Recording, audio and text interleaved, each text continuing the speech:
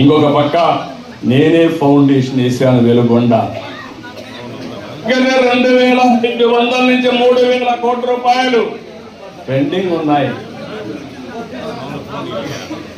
Tunnel కూడా పూర్తి కాలేదు, కృషి కూడా పూర్తి కాలేదు. అవునా, నేను ప్రారంభించిన ప్రాజెక్టు మళ్ళీ పూర్తి చేసి మార్కాపురం జిల్లా ఈ ప్రభుత్వానికి. సీమలో ప్రతి చెరువు రిజర్వాయర్ నింపాం. 65% జల కళ సంతరించుకున్నాయి. ఉత్తరాంధ్ర నుంచి చిత్తూరు వరకు ప్రతి సాగునీటి ప్రాజెక్టు పూర్తి చేస్తాం. ప్రతి ఎకరాకు నీళ్లు ఇస్తాం. 2 ఏళ్లతో 17,000 కోట్ల రూపాయలు ఖర్చు పెట్టాం. రాబోయే 3 ఏళ్లలో 30 కోట్ల ఖర్చు పెట్టి ఒక ప్రాంతాన్ని శ్యామలం చేసే బాధ్యత ఈ ప్రభుత్వానిదని మరొకసారి విజ్ఞప్తి చేస్తున్నా.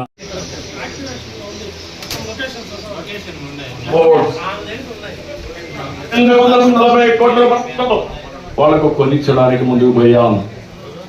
మత్స్యకారులకు ఆర్థిక సహాయం రెట్టింపు చేసి 20,000 రూపాయలు అదనంగా 20,000 రూపాయలు ఇస్తున్నాం. ఆటో డ్రైవర్లకి 15,000 రూపాయలు పెంచి కోరుకుపోయినా మానవీయ కోణంతో దివ్యాంగ శక్తి తీసుకొచ్చాం. చేనేత 200, 500 యూనిట్లు ఉచితంగా కరెంట్ ఇస్తున్నాం. గీత కార్మికులకి షాపులన్నింటిలో 15% వాళ్ళకి ఇస్తున్నాం. వడ్డెర ఎవరైతే ఉన్నారో రాళ్ల మీదనే ఆధారపడిన వారికి కూడా మనం చదువుకోవడం కోసం 15% రిజర్వ్ చేశాం. ఇంకొక పక్కన శిక్షకులకు, నాయి బ్రాహ్మణులకు, ఇమాములకి, పాస్టర్లకి, మౌజన్లకి ఆర్థికంగా సహాయం చేస్తాం. గౌరవ వేతనాలు ఇస్తున్నాం. ప్రజారోగ్యంలో వినూత్నమైన మార్పుకు శ్రీకారం చుట్టాం. సంజీవని ప్రాజెక్టు తీసుకొచ్చాం. ఈరోజు ఈ ప్రాజెక్టు మీద చూస్తే ప్రిడిక్టివ్, ప్రివెంటివ్, క్యూరేటివ్ కింద ఈ ప్రాజెక్టు ముందుకెళ్తుంది. ఒక ప్రూఫ్ ఆఫ్ కాన్సెప్ట్ ప్రారంభించాం.